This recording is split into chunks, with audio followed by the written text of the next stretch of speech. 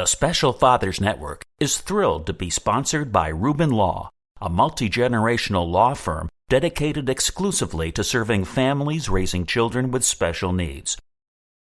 I know everybody's situation is different. Mothers as well as fathers and grandmothers and grandfathers. Some people have a tendency to do everything for them. And I always have told folks, at some point in life, hopefully it won't be anytime soon, the Lord is going to call you home. And you have to teach your child at a young age how to be independent rather than doing everything for them.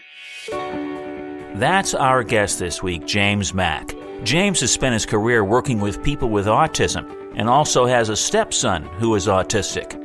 We'll hear his unique story and some words of wisdom about how to raise a child with special needs. That's all on this Special Fathers Network Dad to Dad podcast. Here's our host, David Hirsch. Hi, and thanks for listening to the Dad to Dad podcast, Fathers Mentoring Fathers of Children with Special Needs, presented by the Special Fathers Network. The Special Fathers Network is a dad-to-dad mentoring program for fathers raising children with special needs. Through our personalized matching process, new fathers with special needs children connect with mentor fathers in a similar situation. It's a great way for dads to support dads. To find out more, go to 21stcenturydads.org. And if you're a dad looking for help or would like to offer help, we'd be honored to have you join our closed Facebook group. Please go to facebook.com/groups and search Dad to Dad. And now let's listen into this conversation between James Mack and David Hirsch. I'm thrilled to be talking today with James Mack of Columbia, South Carolina, who's a father of three and who's worked in the ASD field since 1982. Mack, thank you for taking the time to do a podcast interview for the Special Fathers Network. You're welcome. You and your wife, Margaret, have been married for 23 years and are the proud parents of three children, including your oldest, who was diagnosed with autism at the age of 2. Let's start with some background. Where did you grow up? Tell me something about your family. I grew up in the big town of Irmo, which is almost like a city now. And I use this phrase. I think Irmo is putting Columbia on the map because everybody is moving out to the school district that we reside in. But I basically grew up in Irmo, but traveled a lot. Lived over in Germany for about 2.5 years, lived in Louisiana, Fort Polk for a summer. I have 3 sisters, and I'm the oldest. One of them is in the autism field, and the oldest one is an educator. The youngest one is a beautician. I had my grandmother, great-grandmother, mother and aunt were educators. Great-grandmother, a lot of knowledge. Grandmother, a lot of knowledge. So I guess if you could use the term, or you're using the term role model, it was more or less the females in my life. The neighborhood I lived in, we had a tight community. The kids got along, even though there weren't that many kids in our community. Stepdad came into my life probably in the early 70s. He was in the military.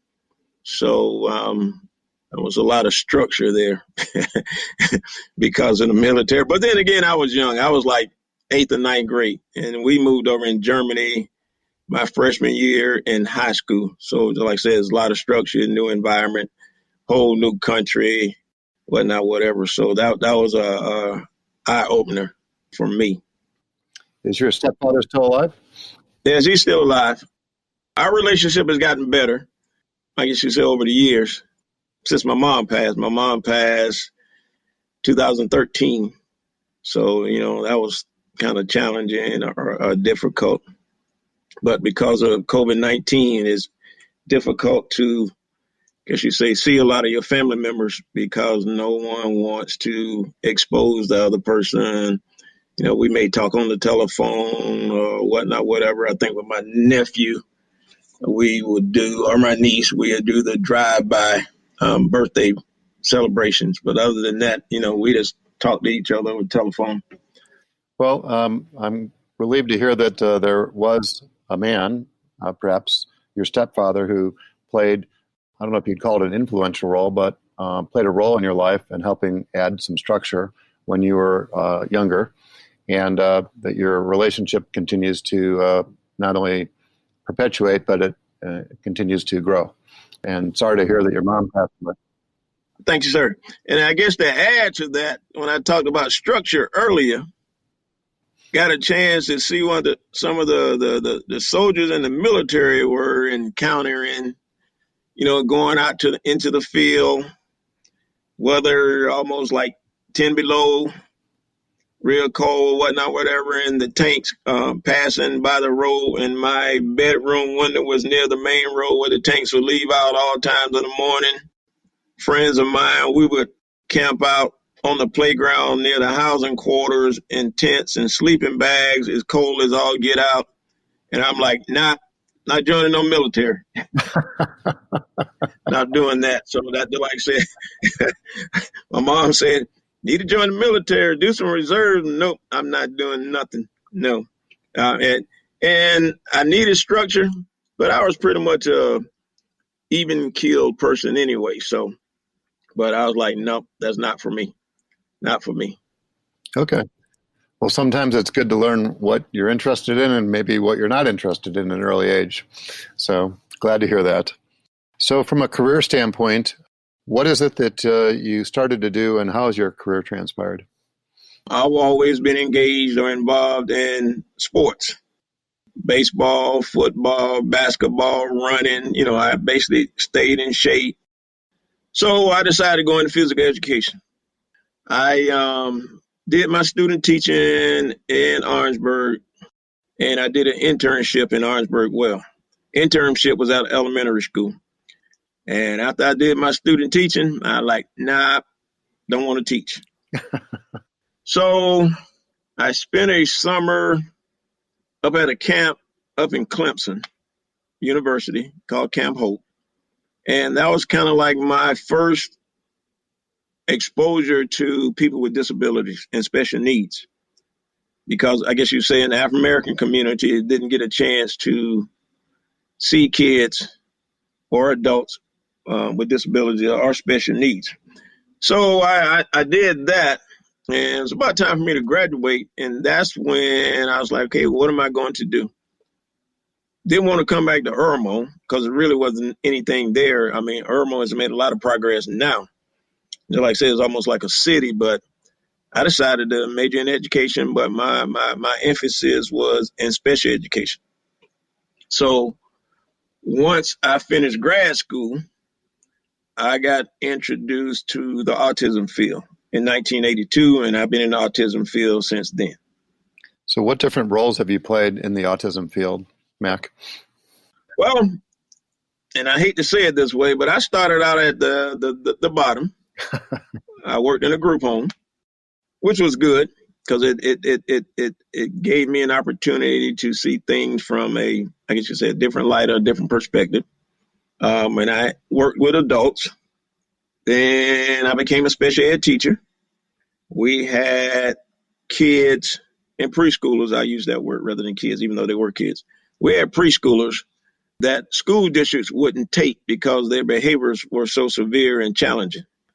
We had contracts with the school districts. I think at the time we were under the Department of Mental Health, and we had kids from several counties that parents were bringing them to our program.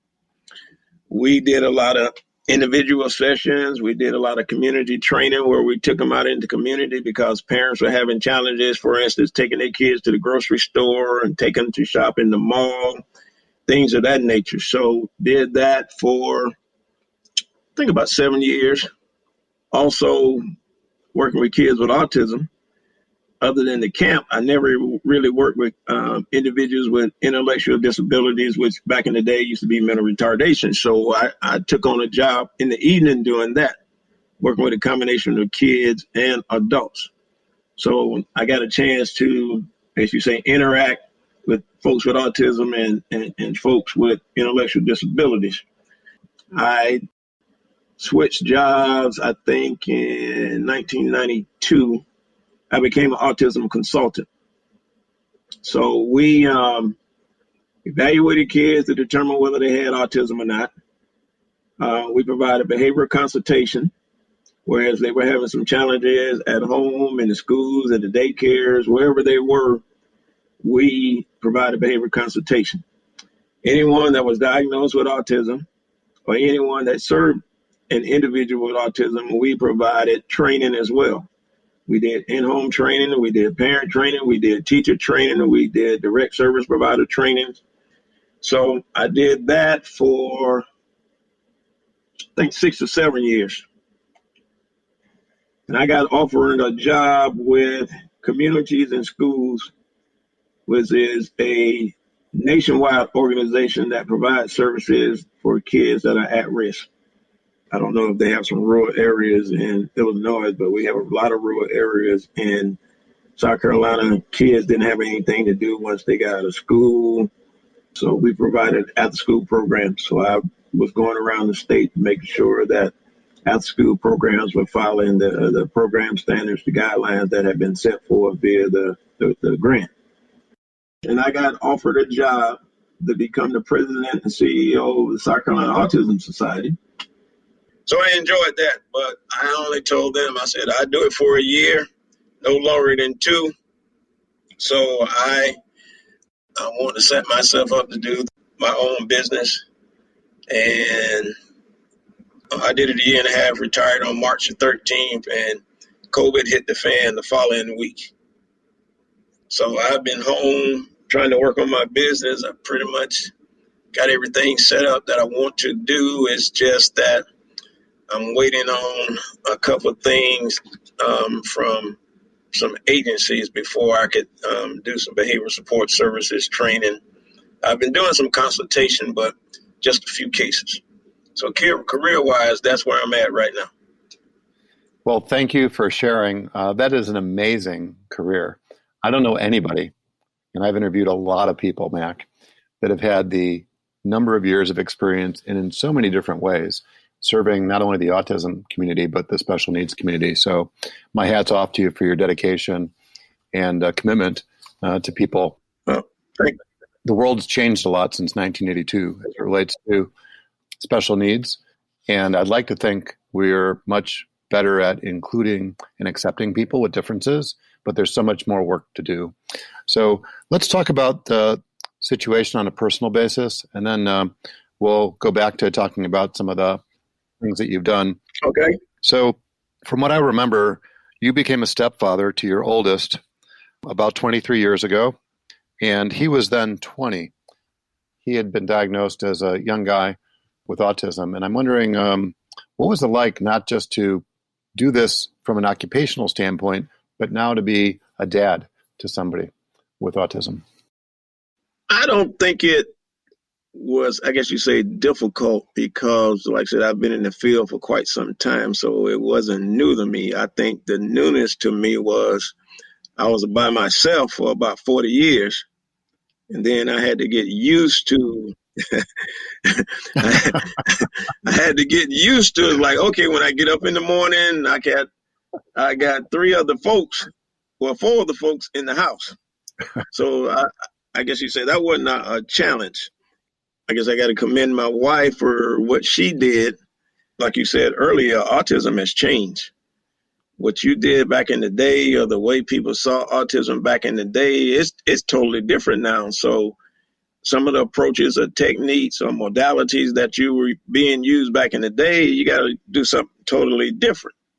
So I don't think it was a big challenge per se, having someone in the family with autism. I think the challenge was like, okay, I got 4 other people in the house, and I'm used to being by myself. My sisters, relatives, accepted him well. So that wasn't a problem.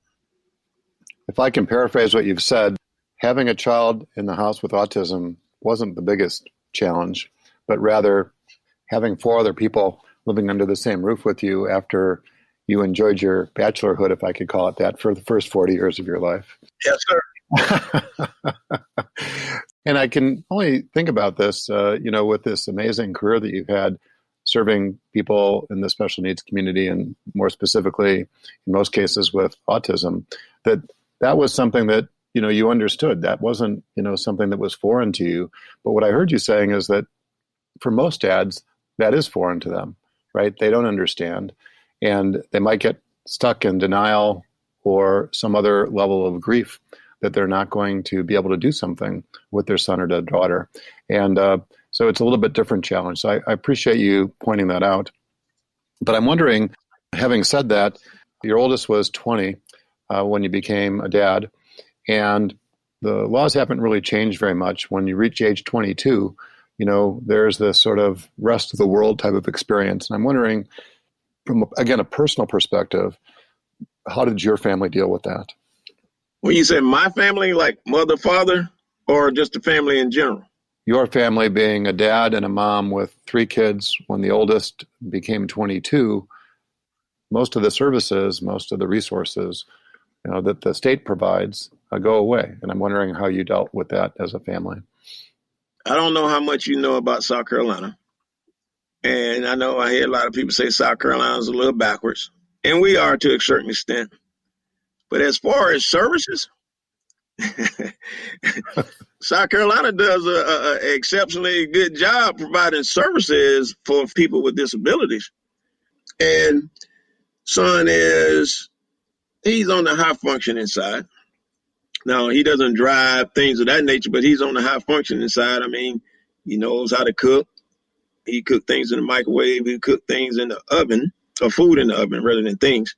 He irons, he vacuums, he washes his clothes.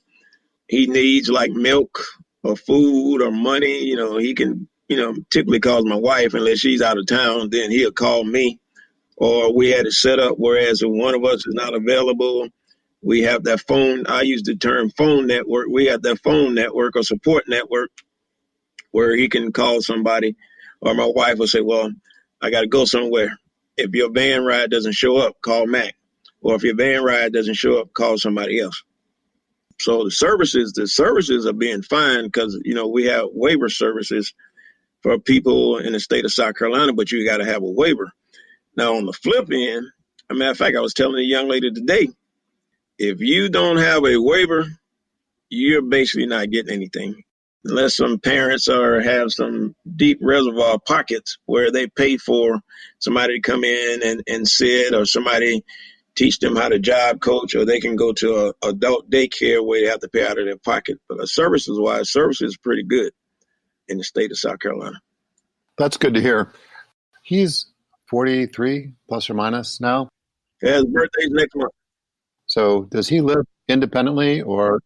Lives in a condo by himself.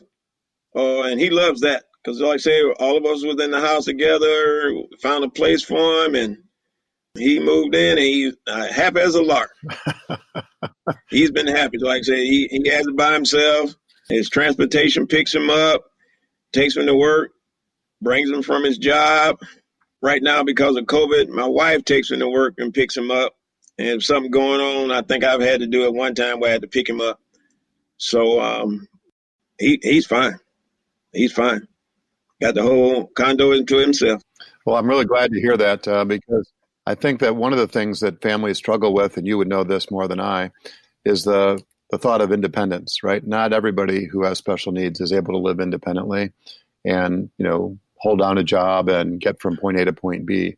So it must have been a big milestone when he first moved out and was able to live independently. Yeah. I mean, like I said, he enjoyed that now, and I know everybody's situation is different. And I think mothers as well as fathers and grandmothers and grandfathers, some people have a tendency to do everything for them. And I always have told folks, at some point in life, hopefully it won't be anytime soon, the Lord is going to call you home. And you have to teach your child at a young age how to be independent rather than doing everything for them. The more that they know helps them in the long run. And I use this analogy. And I was just telling a young lady today and one yesterday. If grandparents and the parents are doing everything for them and all they have to do is sit back and wait for somebody to bring them the food or get them a snack or bathe them or iron their clothes and things of that nature, when it is time to go home to the Lord and it's like, okay, what are we going to do with the son or daughter, determines whether you go into a group home, a supported living program, or you go into a residential facility, or you may move in with another relative. So the more you know, the better place you're going to be.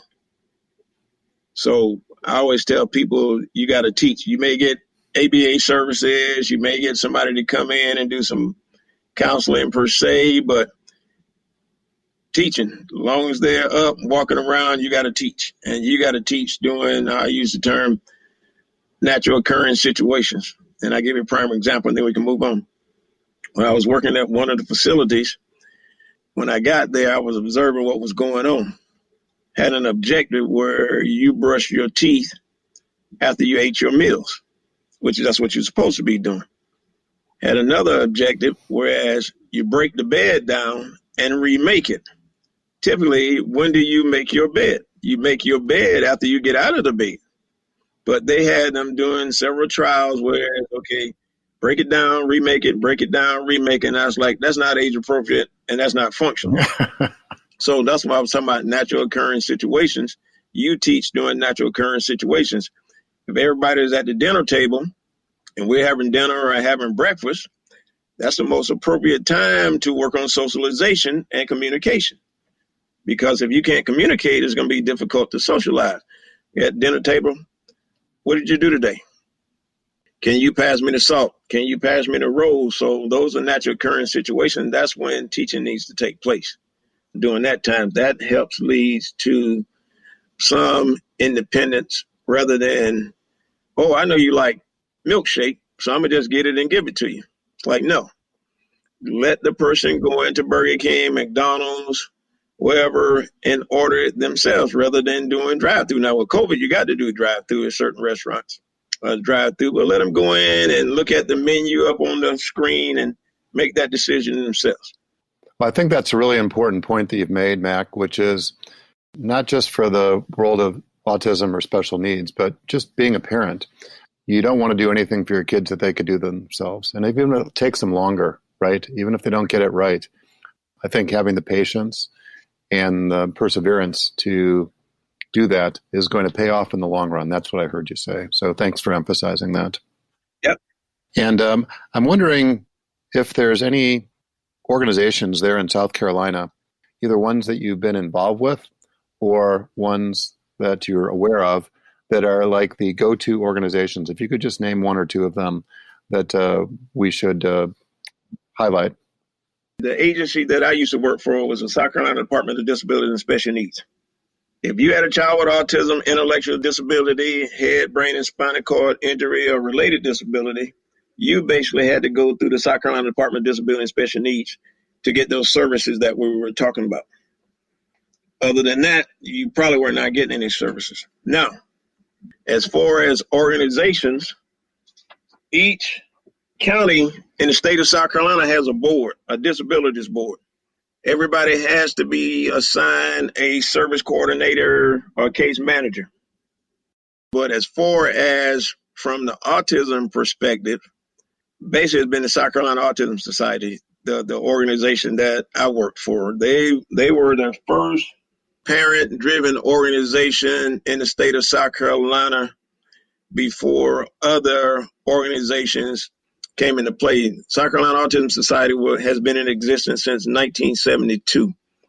And those parents started the push or the drive to get services for people with autism in the state of South Carolina because a lot of them were at home. Some were placed in institutions. So those parents got together, went to the legislators and received training. That started the push, whereas started opening up group homes.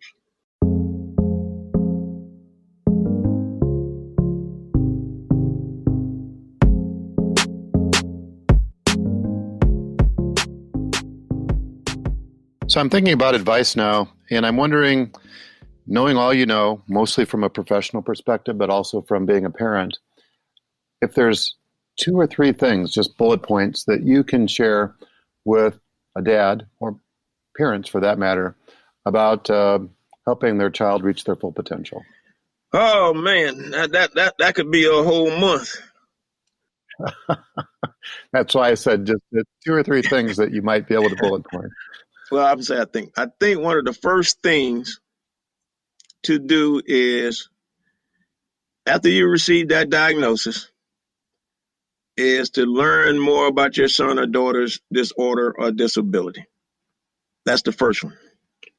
And I know a lot of times people like to go on the internet and gather information, which is fine and dandy. But I think you need to receive some training, and the training is available out there. Society was big and the state was big on parent support groups, because it's good to hear what other parents have encountered or the challenges that they're facing. And although you may not hear some of the things that you want to hear, at least you get an opportunity to see it's like, oh, I'm not in this by myself. There are other families that are going through the disorder, but their needs, a child's needs, may be a little different, because you run in families that, look, I can't sleep at night.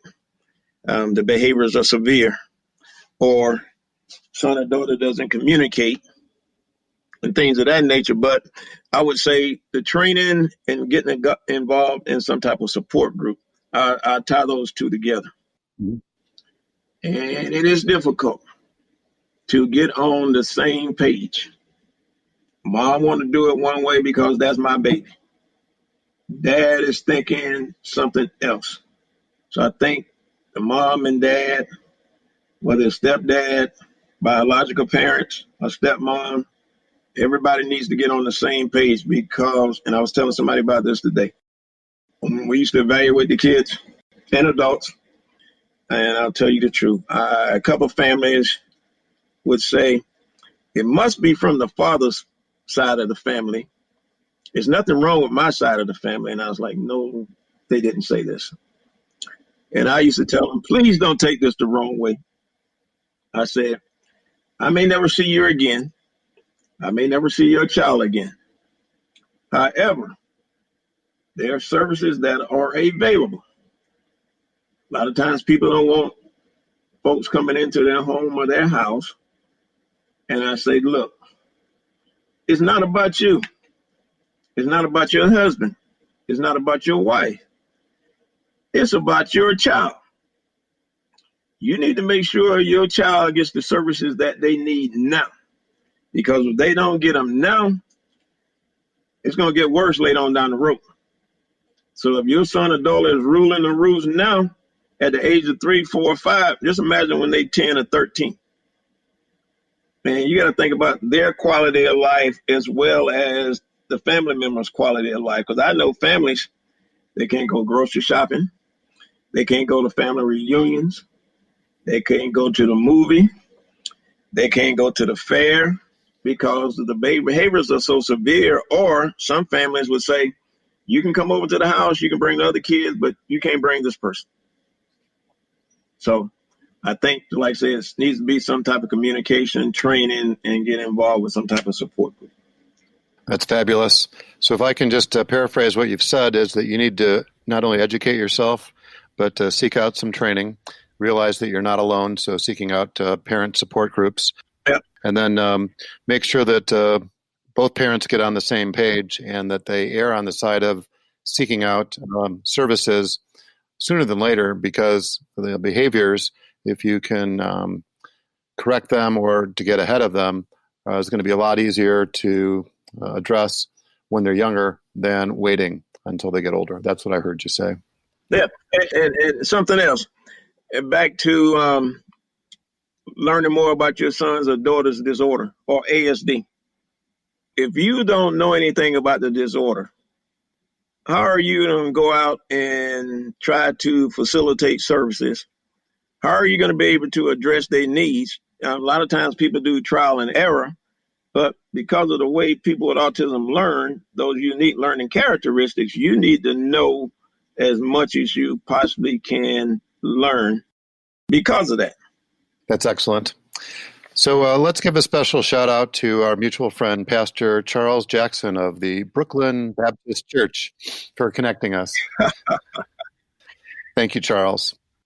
African American churches, in my opinion, as far as people with disabilities, they really don't talk about them. It's almost like that's taboo.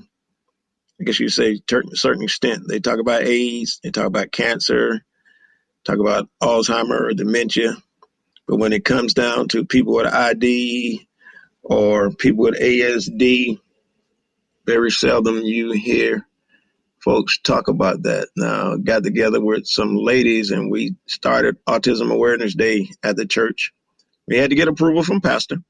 So we started that. Was able to get some of my friends from other churches to do that. So I guess you say he's been very receptive and supportive. Pastor Jackson has been instrumental in reference to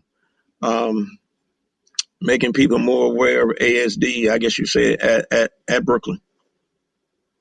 It does take some leadership. Not all churches are welcoming to families with special needs. So you raise a really important issue. Yeah. You know, they seem to be more geared toward, like you said, communicating with people with AIDS, with cancer, with Alzheimer's. And the families that do have children with special needs, whether it's ID, ASD, or something beyond, they're the ones that, could use the most help. Yeah. If you're not welcome, maybe you don't go to church anymore, right? And it's unfortunate that, the disability is not just impacting the individual with the disability, but it's impacting the whole family. So you raise a really important issue, and I'm hoping that through the leadership of people like Pastor Jackson and others, that not only Brooklyn can be more inclusive and accepting, but that might be a good role model for other religious organizations, churches and synagogues for that matter. So I'm wondering if there's anything else you'd like to say before we wrap up. A lot of folks are impatient. And I hate to say this, I've heard some parents say, I didn't expect this. And I'm like, well, who did? The Lord doesn't make any mistakes, but that's still your child. So you have to teach your child just like you would teach any other child, except you may have to teach them a little differently. And you got to spend a little bit more time with them. But then again, if you have children that both from are 8 or 9 and 10, then you could use your son or daughter as a role model for the other child. Plus, you got to have that other child to understand it's like, I got to give him attention just like you want attention, or her attention just like you want attention. So it has to be some type of, I guess you said, balance. Oh, take advantage of services. When door number 1 opens up, you take advantage of those services. And like I said earlier, a lot of people don't want folks into their homes, and they turn down the services, especially the ABA services. A lot of parents say, well, I don't want that. I just don't have the time. I'm involved in something else. It's like, no, you need to take advantage of the service. It's 365 day of the year job. Even if you got the holidays coming up, you still got to spend time. By doing that, helps leads, as I stated, leads to more independence or interdependence, because like I said, son is able to live by himself. Now, of course, there's some things that he still could probably learn how to do, but he can use the phone, he can iron, a lot of things he can do. He doesn't want to drive, and communication helps. And that would be one. If you don't have any language, and a lot of times, and I can see families want their child to be able to verbally express themselves. However, if you don't have any language, you still need to know how to communicate. And people tend to overlook that. It's like, no. People that are visually impaired, they have accommodations. They have braille. People that are orthopedically impaired, you got the wheelchair ramps, you got the lift van. A Folks with learning disabilities, they get extra time to take tests. They get tutoring, things of that nature. But when it comes down to accommodations for people with ASD now, society is doing better. But I think a lot of families don't know what's available. But you find, I guess you say, not any means necessary to get the services or to teach yourself, because to me, the two main skills that are missing in our folks, other than the cognitive piece, is communication and socialization. Those are the two things that you've got to work on. You got to work on those, or it's going to be difficult for them to make progress or be able to enhance their quality of life. Well, you've got a mouthful there. I've tried to take some notes. One message was be patient, right? Things just don't happen overnight or quickly. It's important to maintain family balance because, in most cases, it's not just one child in the family. There's multiple children, some typical and others not. And I think your other point was taking advantage of the services. Yeah. Even though you might not see the benefit or you might not want to accept the fact that there's programs out there that you might benefit from. And then be a laser beam as it relates to trying to enhance the communication skills of everybody in the family and socialization, which is really important because we're not going to be here forever. And whether you have typical kids or atypical kids, the better they are at integrating into the broader community, the better their experience is going to be. Yeah. So, Mac, thank you for taking the time and many insights. As a reminder, Mac is just one of the dads who's part of the Special Fathers Network, a mentoring program for fathers raising a child with special needs. If you'd like to be a mentor father or are seeking advice from a mentor father with a similar situation to your own, please go to 21stcenturydads.org. Thank you for listening to the latest episode of the Special Fathers Network Dad to Dad podcast. I hope you enjoyed the conversation as much as I did. As you probably know, the 21st Century Dads Foundation is a 501c3 not-for-profit organization, which means we need your help to keep our content free to all concerned. Would you please consider making a tax-deductible donation? I would really appreciate your support. Please also post a review on iTunes, share the podcast with family and friends, and remember to subscribe so you get a reminder when each new episode is produced. Mac, thanks again. Thank you, Mr. David. And thank you for listening to the Dad to Dad podcast, presented by the Special Fathers Network. The Special Fathers Network is a dad-to-dad mentoring program for fathers raising children with special needs. Through our personalized matching process, new fathers with special needs children connect with mentor fathers in a similar situation. It's a great way for fathers to support fathers. Go to 21stcenturydads.org. That's 21stcenturydads.org. And if you're a dad looking for help or would like to offer help, we would be honored to have you join our closed Facebook group. Please go to facebook.com/groups and search Dad to Dad. Also, please be sure to register for the Special Fathers Network bi-weekly Zoom calls held on the first and third Tuesdays of every month. Lastly, we're always looking to share interesting stories. If you'd like to share your story or know of a compelling story, please send an email to david@21stcenturydads.org. If you enjoyed this podcast, please be sure to subscribe on iTunes or wherever you listen. The Dad to Dad podcast was produced by Couch Audio for the Special Fathers Network. Thanks again to Reuben Law for supporting the Dad to Dad podcast. Call Reuben Law at 847-279-7999 and mention the Special Fathers Network for a free consultation. 847-279-7999.